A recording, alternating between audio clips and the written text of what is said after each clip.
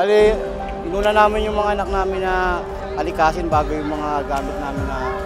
Siyempre, nanlulo mo, wala nang hanap buhay, wala pang bahay. Lahat wala eh. Hindi ka na nga makakain. Grabe itong inabot namin. Papasko pa naman.